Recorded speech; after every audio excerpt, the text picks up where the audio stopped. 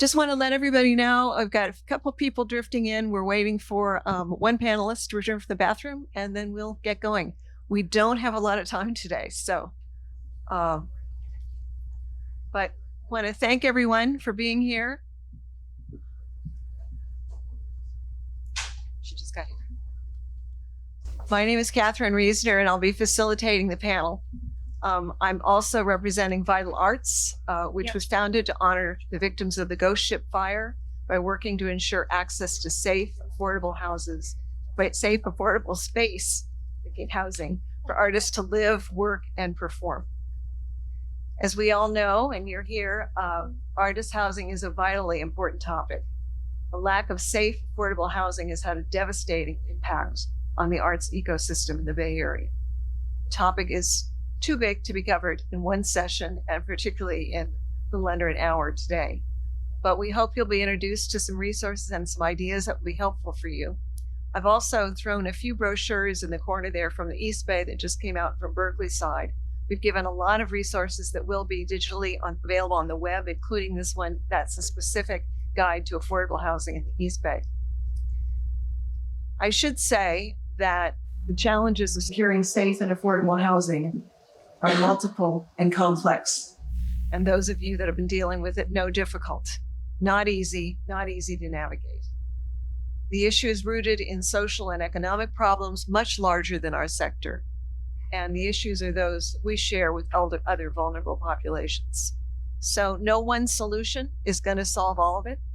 And there are a diverse range of solutions and approaches that are needed to the problem. In addition to advocacy and information sharing and collaboration, which is what Vital Arts is engaged in, we also want to look at three areas that range in complexity, cost, and time. Adding housing by building new housing, rehabilitation or conversion of existing sites, preservation and legalization of existing live work.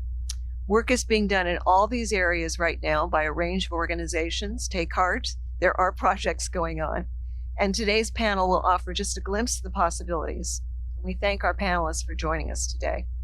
Mark Morrisette will speak first. He's the facility director at Berkeley Repertory Theater, and he will discuss the home that they have built for their artists from the ground up. Joshua Simon, one of the founders of CAST, will offer a wider view after working on affordable housing development from varied organizations for more than 50 years, as well as some suggestions for the future. And Ian Winters of Northern California Land Trust, who is also a practicing artist, and Meg Shiffler of the Artist Space Trust will speak to a newer strategy for securing artist community control and long-term affordability that's been adapted from the social housing justice movements of community land trusts. Each of our panelists has chosen to define and address specific problems within the larger set of challenges. They will each speak to 5 to 7 minutes, and we ask that you hold your questions until the end. There will be time for questions. So, Mark, hello, everybody. My name is Mark Morrisette, Facilities Director for the Berkeley Repertory Theater and one of the project managers for current building project we just finished called the Medic Center, which is a workforce housing building located in Berkeley and downtown, the Arts District. I have some prepared remarks, so I'll just read through this. I'll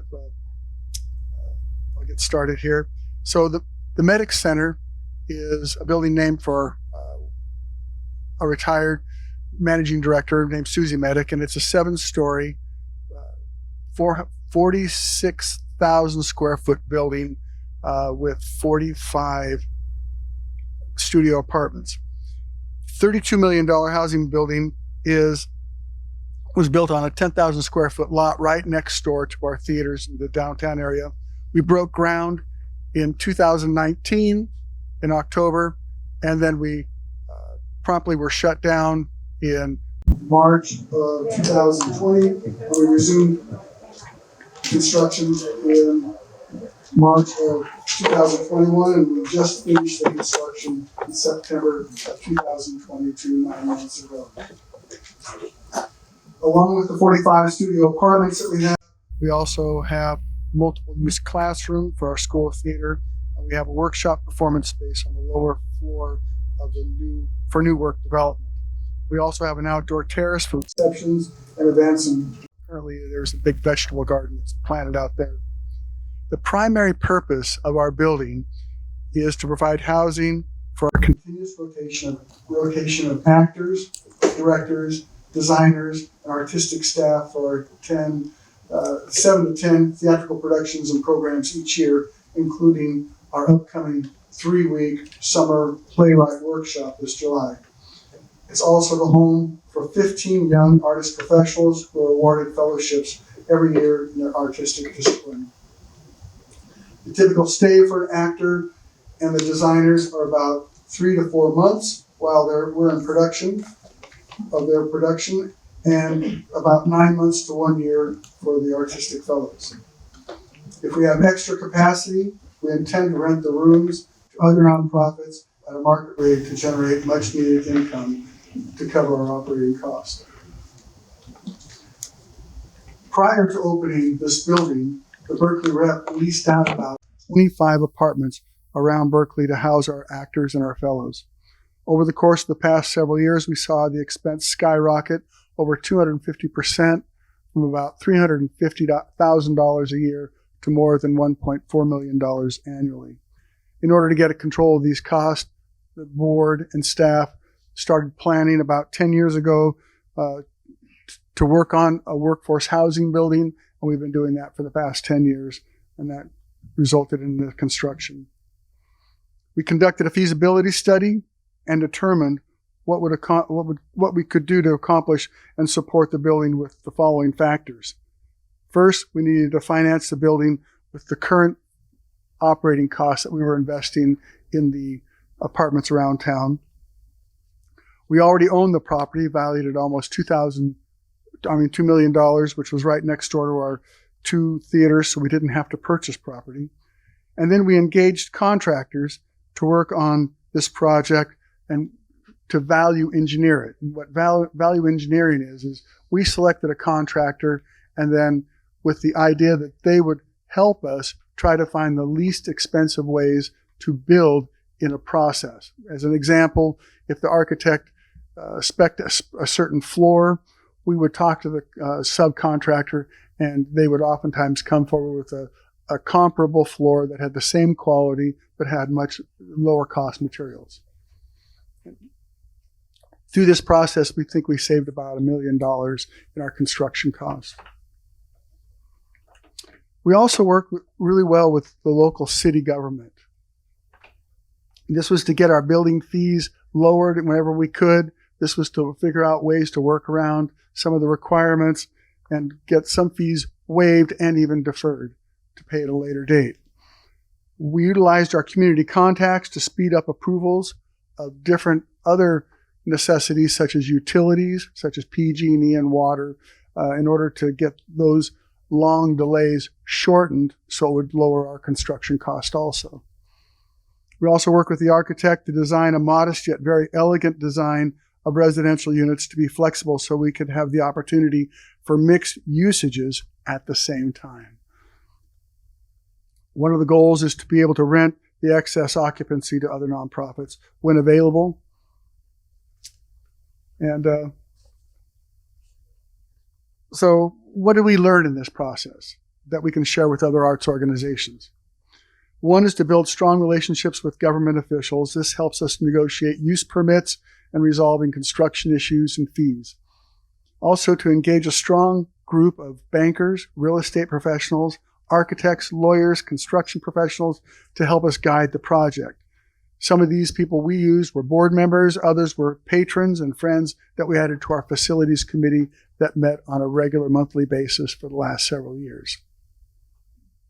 Also, we knew that there was going to be kinks and problems that had to get worked out before, during, and after the building. It wasn't a matter of if there was going to be problems, it was a matter of when those problems arose, how were we going to problem solve? And the 3 of the best practices that we could offer up would be to raise private capital, as affordable housing costs can't be constructed without subsidies. Also, number 2, in a mixed-use building, find ways to integrate usages and access for security and efficiencies. And finally, identify other organizations to partner with, either on the development side of the project or in the final uses of the project. Thanks for letting me share that with you. Josh. Okay, there's no way I can tell you in 5 to 7 minutes how we can build affordable housing. I think, as Mark said, it's a team sport. So it's very important to put together a team around what you're doing. But first, we have to sort of define what you're doing in terms of what type of housing, because there's many different types. Let me just start off with my background. I've been doing this since about 1982. Worked with Project Artaud to get them legal, and worked with arts organizations around the country in the National Arts Space Development Network.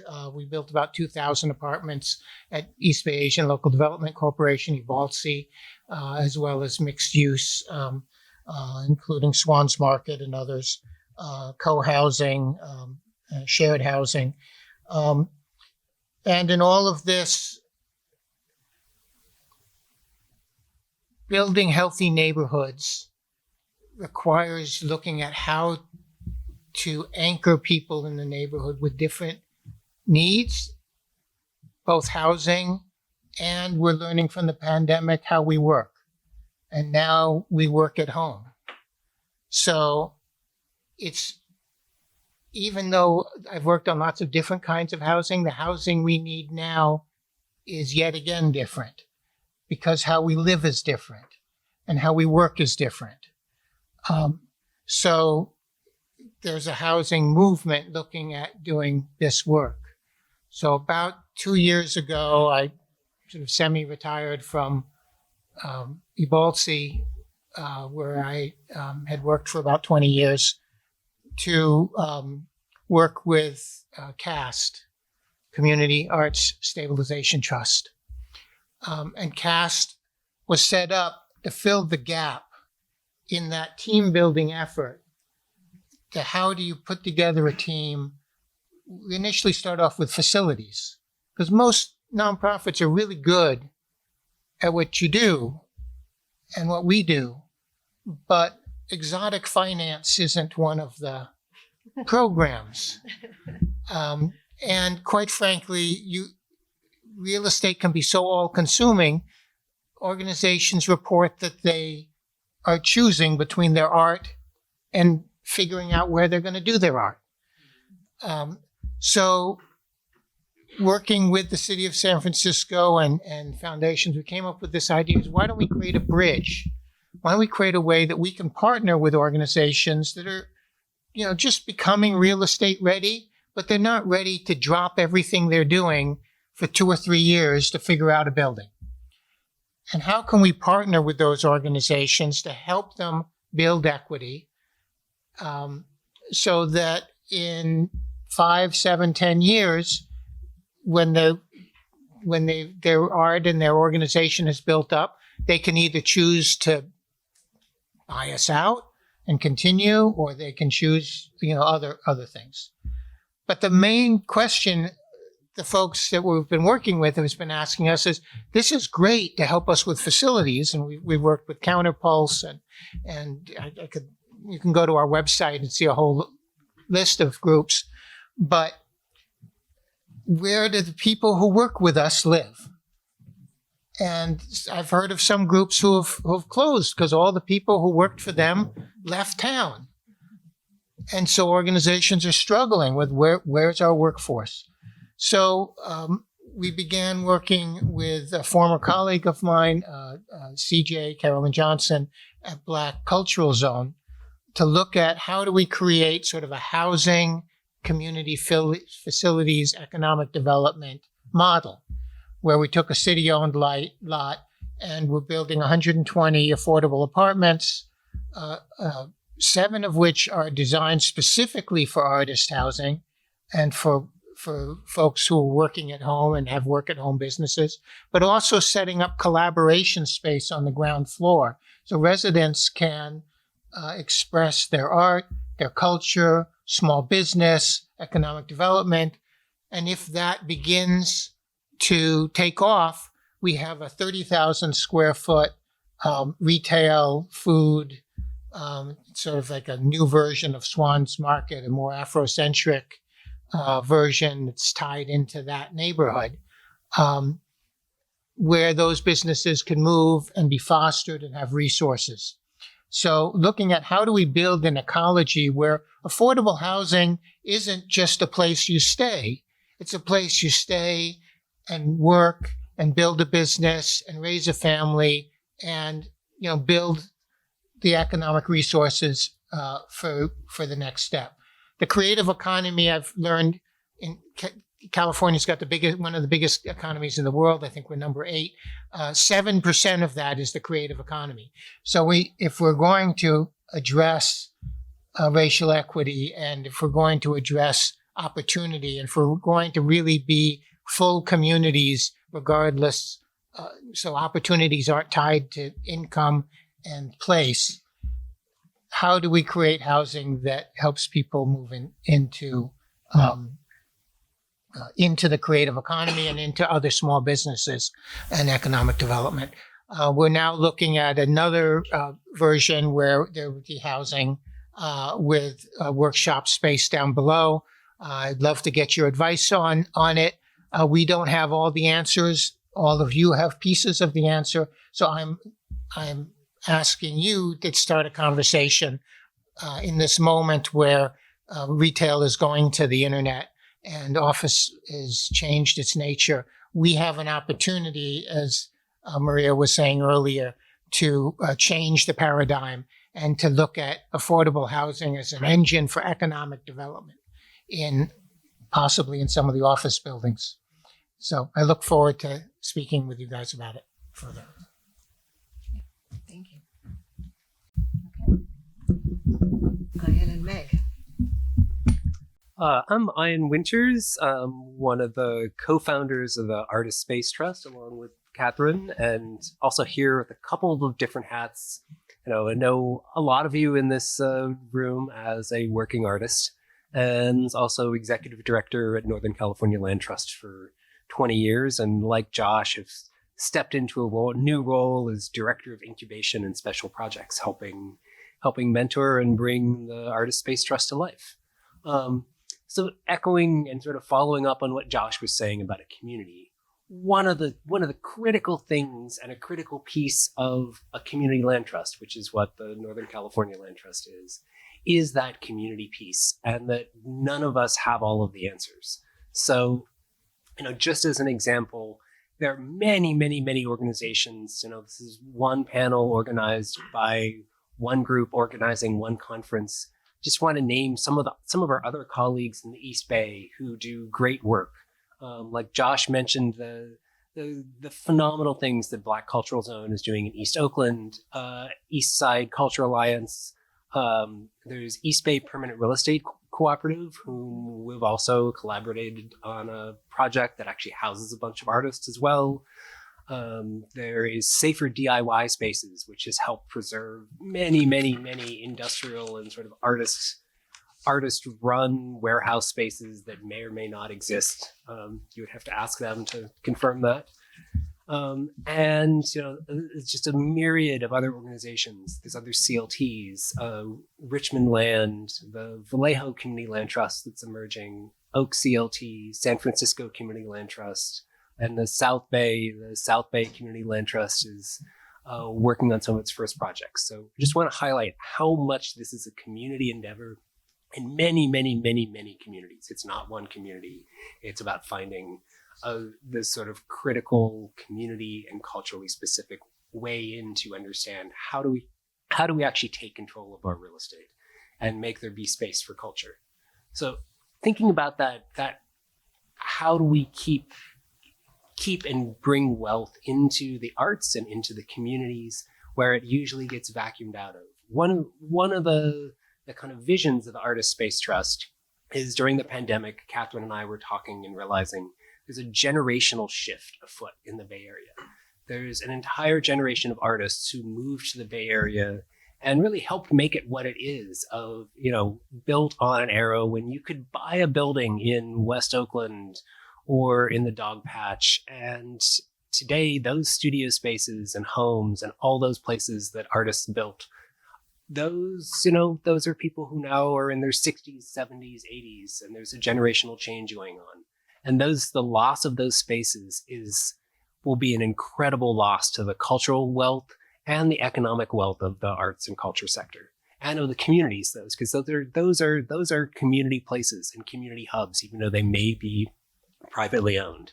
So one of the sort of vision of AST is, in collaboration with groups like CAST and municipal organizations and traditional funding, but is how do we help preserve this sort of private cultural capital that is really community centric, where people don't always have children, or they may not want to, they know that if they leave this studio to their children who aren't artists, it's going to get sold and split up. That's great. They get some money, but it's not going to be an art space. It's not going to, there's going to be a heart go out of the community because of that. So the vision is, how do we bring, using the community land trust model, which helps keep things permanently affordable, because the community land trust owns the land and an individual artist, household, or organization can own the building, but at an affordable price. How can we keep all those spaces affordable and keep that wealth in the community, and let artists do one of the things they do best, which is really help ourselves. I think that's about my half of time. And Meg. It's like we're speed dating. Hi, everyone. I'm so happy to see so many familiar faces. And I'm Meg Shiffler. I'm the inaugural director of Artist Space Trust after 17 years at the San Francisco Arts Commission. And so I'm very happy to be moving into a regional project that will support artists all across the broader Bay Area. I am long-winded. I'm going to stick to my notes so I stay on track. But happy to field any questions afterwards. So one of the things that attracted me to Artist Space Trust was that Kathryn and Ian had already done the groundwork of meeting all of these older artists who were literally saying, take my home. I want to start a legacy with the biggest asset that I have. I don't have children, or my kids are doing fine, or I'm thinking more about artists than my kids, whatever it is. They're actually bequesting, which means donating their homes to us. And so single family homes, potentially live workspaces, potentially larger studios. We are the first community land trust in the nation that's solely, entirely focused on artists' housing and creative space. And so this is a model that I'm excited to grow here in the Bay Area with Kathryn and Vital Arts and Northern California Land Trust and all of the experts and colleagues, both in the arts and in the affordable housing world in the Bay Area, but also to take this model into other communities and teach other communities how to do this in Seattle, in Portland, in other cities where artists are not able to afford to live, especially by. See, I'm already off my notes. Okay, back to the notes.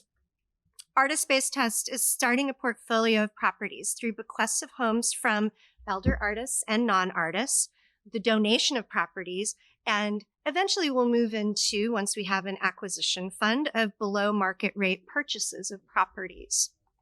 These properties will be permanently, I'm going to keep using the word permanently removed from the speculative market and made permanently affordable for artists. It preserves space for artists all across the Bay in individual homes and in small units, multi-unit buildings, and also studio space.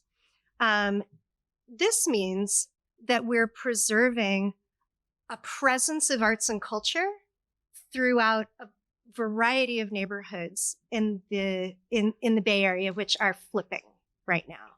So this is really important. Another thing is that a community land trust is a nonprofit. So we'll have an advisory council, and then eventually, once we come out of our pilot phase, perhaps a board of directors made up of artists and affordable housing experts, and also tenants from the buildings that will be part of the portfolio.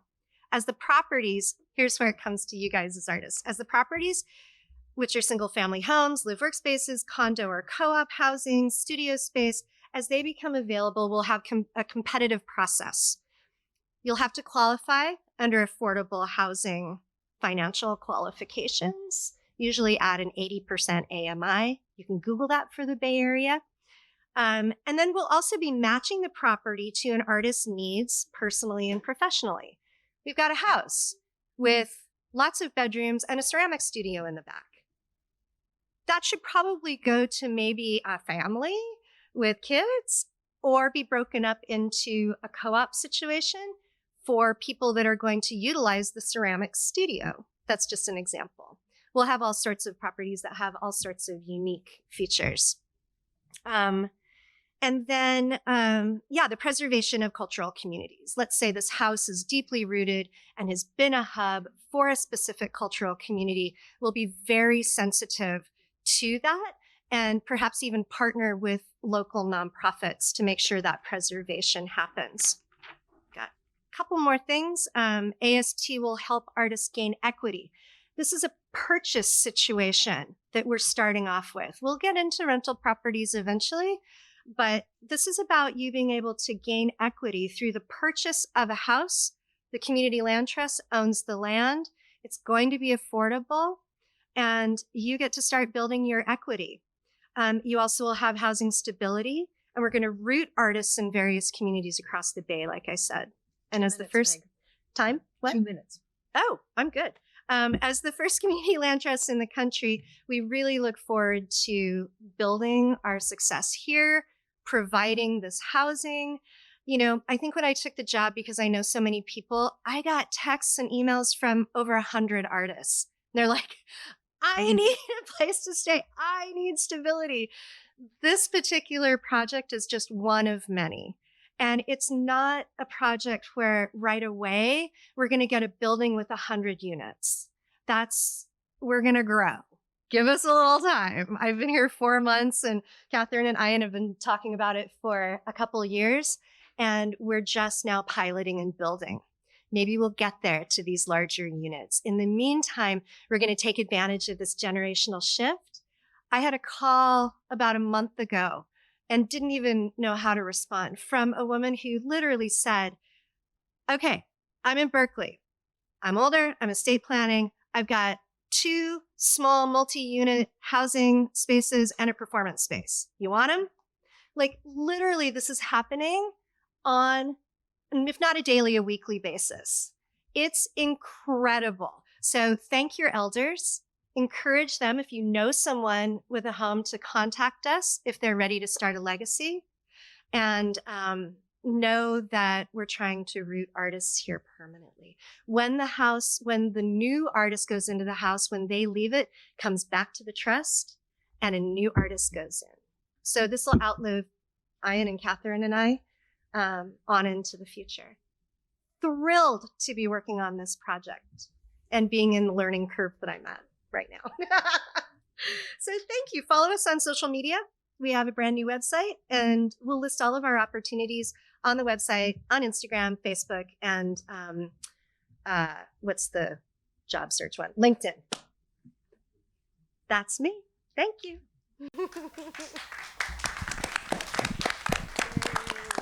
Thank you to all of our speakers. We are going to take questions now, and we're going to ask that each person asking a question take the mic, because we are recording this so that you can be properly recorded along with your question. So questions from the audience.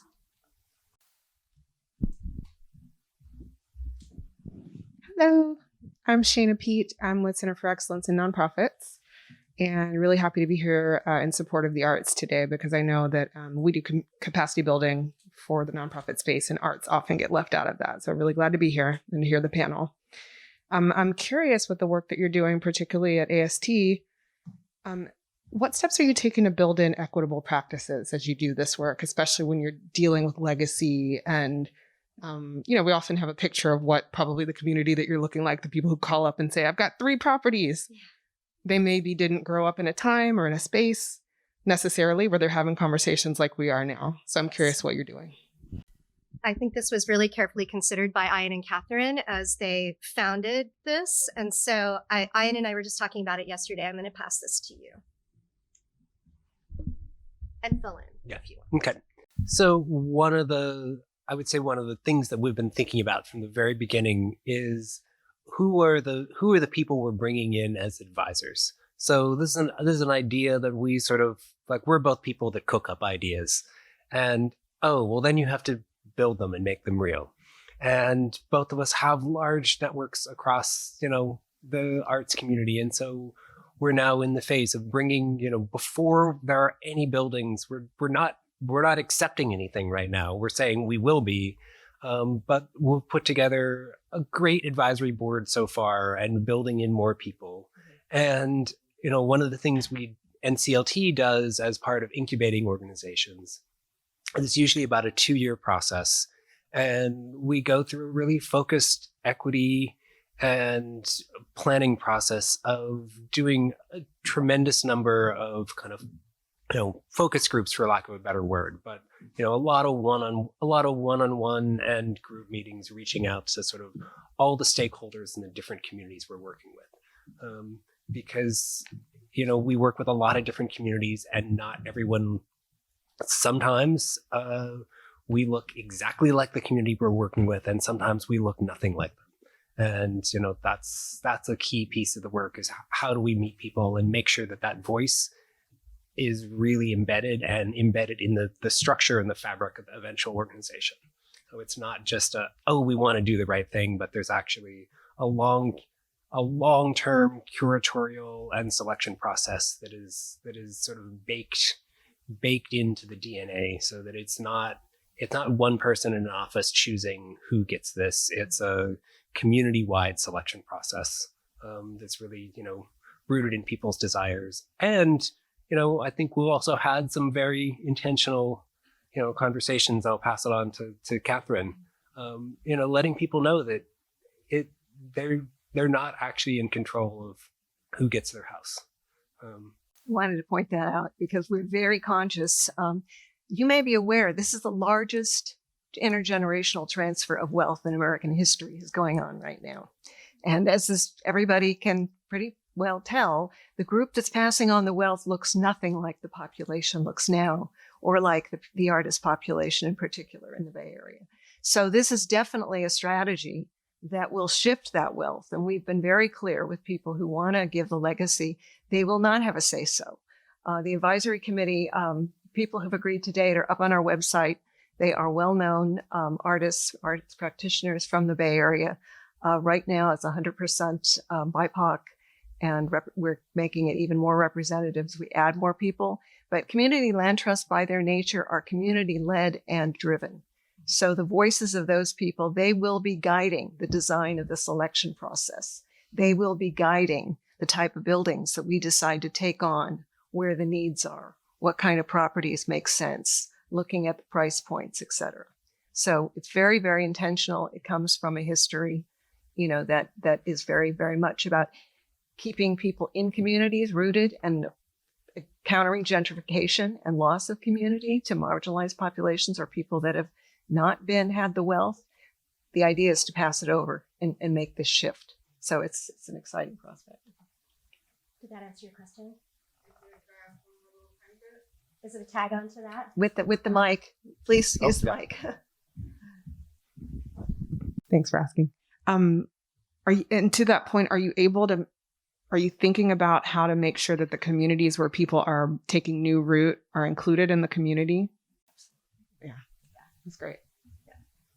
Very good point. Thank you. Should have mentioned that. There are rules that we have to follow for affordable housing. But if you take examples of government money that's passed through something like the Arts Commission, they are able to specify communities that money goes to, or an artist specifically working with a community from inside of a community. It's sort of this creative language and this creative way to make sure that happens, but stay within the guidelines of affordable housing. Denise Pate, who runs the San Francisco Arts Commission, grants program is here. And I think it's a conversation at the Arts Commission about how best to take that government money that might have these restrictions around it and make sure that you figure out how it gets where it needs to go.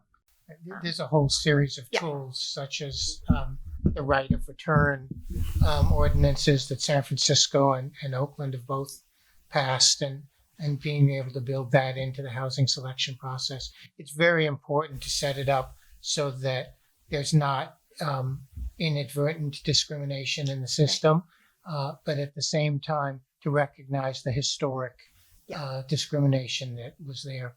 And the housing communities worked very hard to find tools, and the housing community is still working, particularly rental housing, to find tools to address those inequities. And again, I think these conversations are really important to have because we're always missing something, and those rules always need to be tweaked and worked on. The municipalities need to recognize artists as a specific demographic that has specific needs, and name it. You know, you can do it for teachers. You can do it for a variety of folks that are, keeping the integrity of our city alive and vital and can't afford to live there.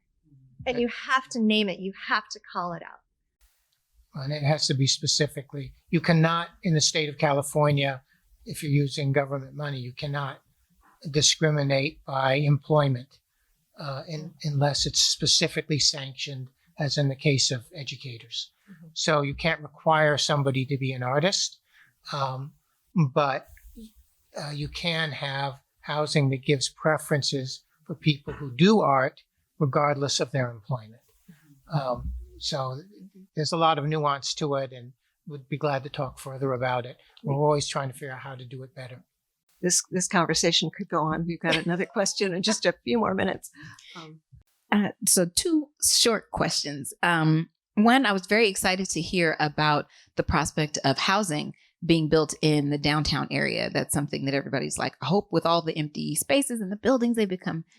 But how realistic is that? And, you know, how, and it's not a criticism. It's me saying I'm super excited about that. But it seems like there are a lot of roadblocks for anything like that to happen in the immediate future. So I'm curious about how possible that is. I think it's as possible as we together make it. It will require advocacy. It will require coming together to push to make it happen. So this won't happen if just a developer comes. I mean, it might, but depending on a lot of factors. But there are a lot of roadblocks, as you say. So organizing is important. And at the same time, it has been done in other parts of the state.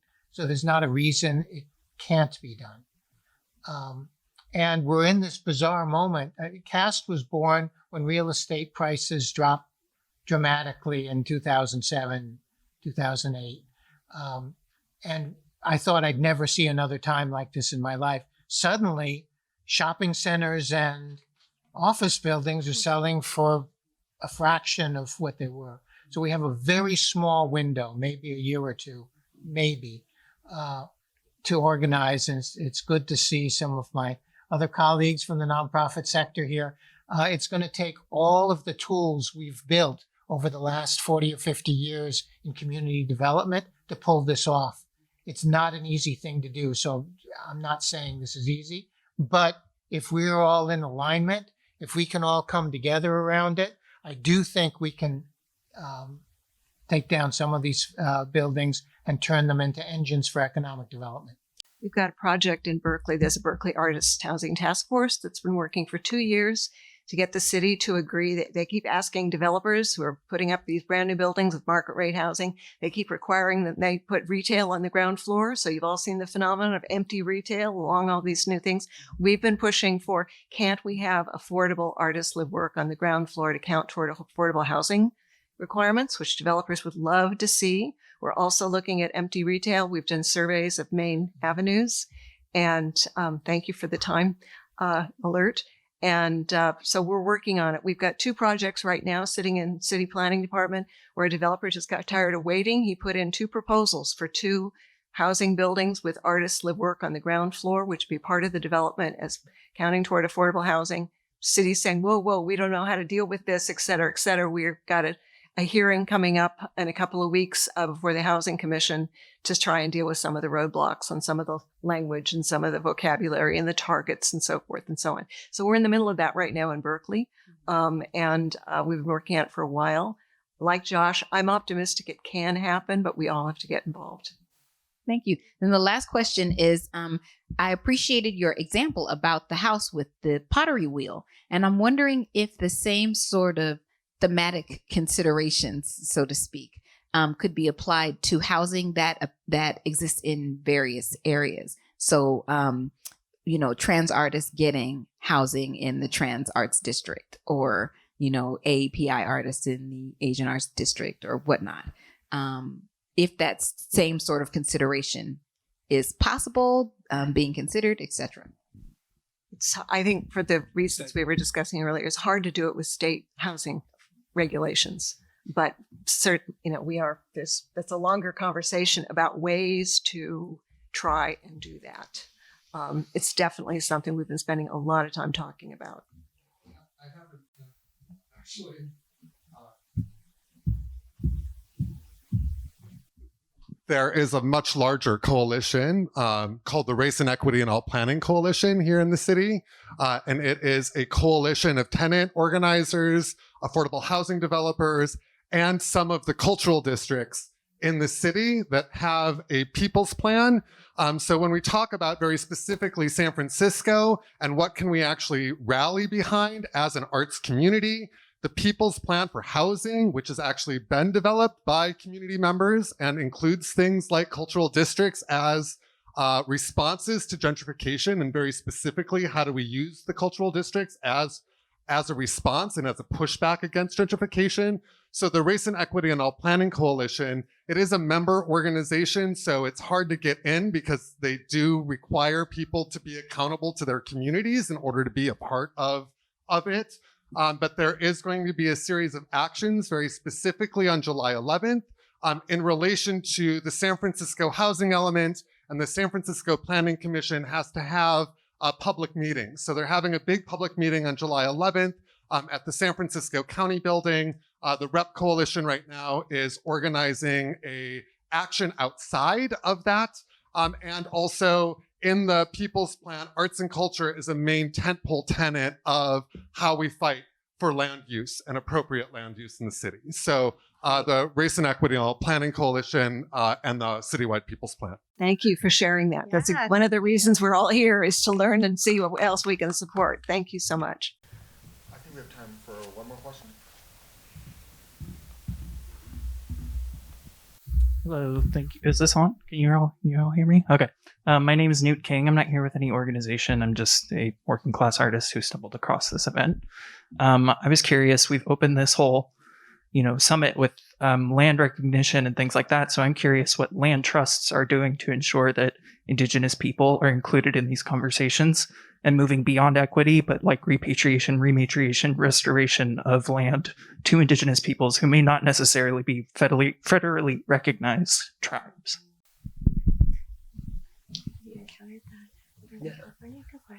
Well, so there's a whole statewide organization called the California Community Land Trust Network. There's a number of Indigenous-led organizations that are essentially CLTs, or community land trusts. They take a slightly different form that's more sort of community-specific, but that is one of the main vehicles inside that statewide kind of organizing coalition and kind of activism center. Is, if you look at the California CLT Network site, you'll learn a whole bunch about what's happening in that space. And then separate from that, a lot of individual CLTs, are made up, organizations that are made up of community members and organizers. And a lot of those people are Indigenous and Native peoples. And, it's a tremendously broad coalition of people who make up the Community Land Trust movement. So, for example, here in the Bay Area, NCLT, we have one of our projects that's actually we turned over to Segurite Land Trust in Oakland, and so that's an Ohlone-led land trust that's working on a whole sort of plan of rematriation and in creating a series of gardens and ceremonial spaces. And so that's one of the other ways you can sort of directly address that, is really work with one of the organizations that already exists and contribute to it. They have a whole sort of land tax philosophy. I don't know if you know about it. So if you look up their website, Segurite Land Trust, you'll learn a tremendous about what's happening in the East Bay. And I don't think there's anything directly comparable in San Francisco, but I know the East Bay better than San Francisco in that regard. Okay. Okay, I think we are right at time. I'm sorry we have to cut this off. I feel like we're barely skimming the surface. We have given the organizers a long list of resources and that you will find online, and other organizations that are doing really good work that you should know about, because there's so many other groups with great projects that should be in this room. But I think what I'm hopeful is that just starting to hear a little bit and then learning about stuff, all of us can lend our energy to backing each other and supporting these efforts, because it really is going to take every single one of us working not only within the arts community, but within the larger group of residents in our communities that are fighting for affordable housing and really trying to reverse what we've seen has taken so much from us. So I wanted to just leave on a note of hope in that there is more going on than you think. People that were mentioned today, I know of artist housing being built right now by some of the groups that were mentioned and some others that were not. So there are efforts being happening, and I'm hopeful that if we focus and really make a lot of noise, we'll see things very differently in 10 years. Thank you all for being here.